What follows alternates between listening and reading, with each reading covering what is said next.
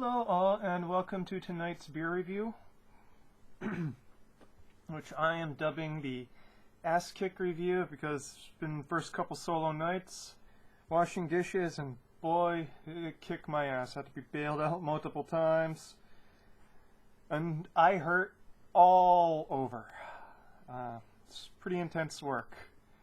Don't let anyone tell you that, those kind of jobs aren't hard work, because my god, they are hard work. But I have beer money, and that means I went and bought some beer. I don't know, is it really worth it? We'll see. What are we reviewing tonight? This is Lagunitas Brown Shugga. This is their winter seasonal. It's a strong ale, and how do you know it's strong ale is a style, but jokingly, you can also tell strong ale by its alcohol content, and this is 9.7 ABV. So don't be knocking back a whole bunch of these, yeah? IBU is 51.1, but it doesn't really seem that high, and we'll soon find out why. So let's read the label, shall we? We believe the special ale is something unique. Feeding brown cane sugar to otherwise cultured brewery yeast is akin to feeding raw shark to your gerbil. Okay. It is unlikely to ever occur in nature without human intervention. And it looks weird, besides. But it has happened, and now it is too late. So, what does that mean? That means that this is a beer that is brewed with the addition of brown sugar as an adjunct. And it is also heavily hopped, so a bit more hoppy than your average strong ale. But I had it last night, and I have to say it's, it's actually, well, let's open it up and find out for ourselves, shall we? That beeping you heard in the back was my microwave dinner. Nothing but the best for me, eh?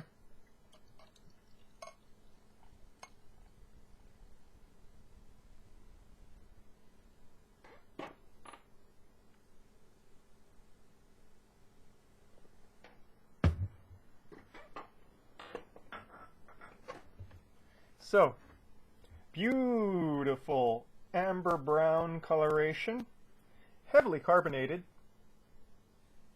Let's see if you can see that. Yeah, you can see that. Pretty heavily carbonated there, with a nice fluffy off-white to yellow head.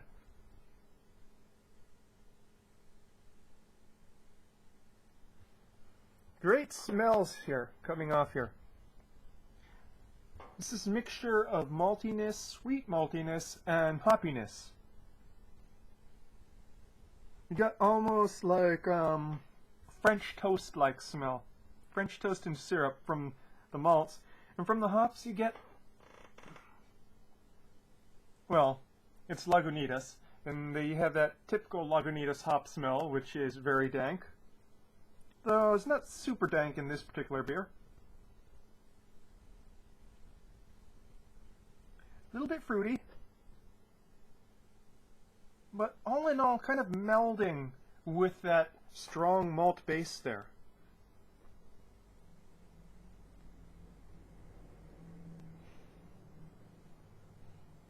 I'd definitely say that it's hard to say. It's kind of like when you sniff it, at times seems like the hops predominate, other times the malt. Like I said, melts.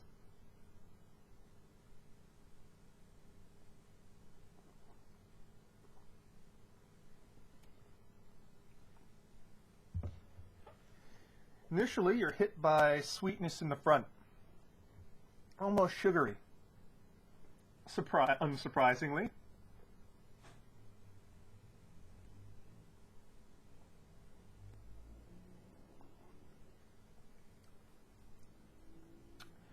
Kind of caramelized taste, hints of cinnamon, char.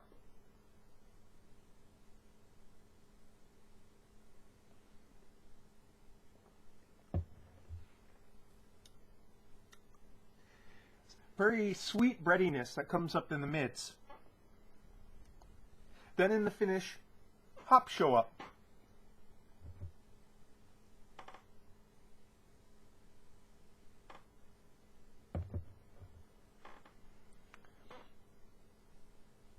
Hops don't have too much dimension to them. I would say that there's some resin, pine resin, in that finish. Nice bitterness coats the tongue. Balances well with that initial rush of sweetness in the front. Also, I gotta say this beer is one of the most nicest looking lacings I've seen in a long while, by the way.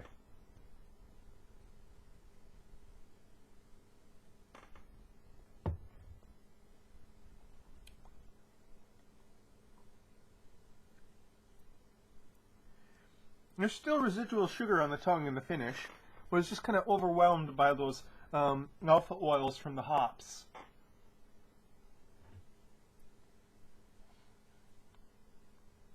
It's a remarkably aesthetic beer, I have to say. Great head, great carbonation, great coloration.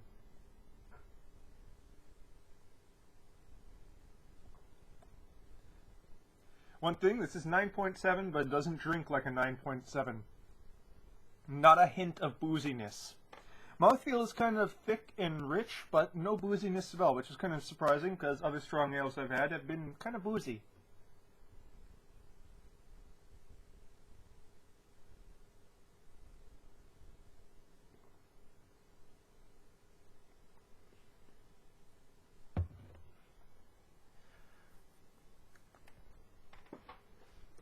What's interesting is it warms up both the sweetness from the malts in the front, from those hops in the back kind of widen and intersect with each other in the mid.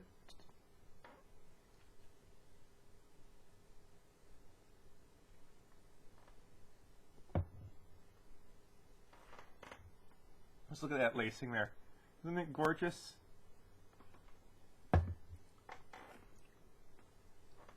More brown sugar notes come up in the front. Brown sugar and char. I would actually really be interested to go and see a bourbon barrel version of this. It seems like something that would do very well with the bourbon barrel treatment.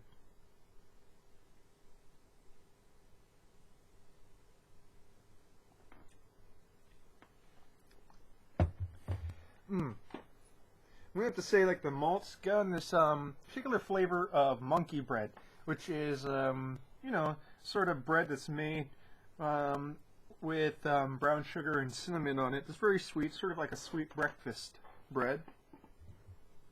Of course, that hop finish is nothing like monkey bread. It's two worlds, but it just segues so nicely into one another there.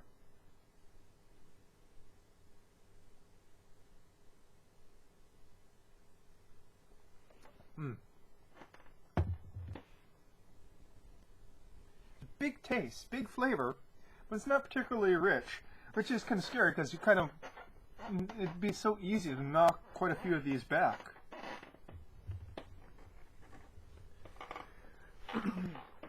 Well, this is a good beer, and how do I know it's a good beer? Because I'm enjoying drinking it, even though I'm really more in the mood for something more sessionable at the moment, but this will do. Just well made, and again, surprisingly unboozy and unthick for something, well, not as thick as you would expect, for something so heavily amped up in both hops, residual sugars, and alcohol. Okay, 9-minute mark. So, Lagunitas Brown Shugga. Well, Lagunitas tends to not run off the shelves too quickly, so you'll probably still find it, especially if you're on the West Coast somewhere. Give it a try. It's great beer, and Lagunitas is a great company. I don't care that they got bought out, because they are still putting, you know, heavily amped up beers in 6-packs and selling it for, you know, well, here for about $11 to $12, whereas most beer companies will go and put their heavily amped beers into 4-packs and sell it for $13 to $14 here in Hawaii. So, Brown Shugga, why do you taste so good?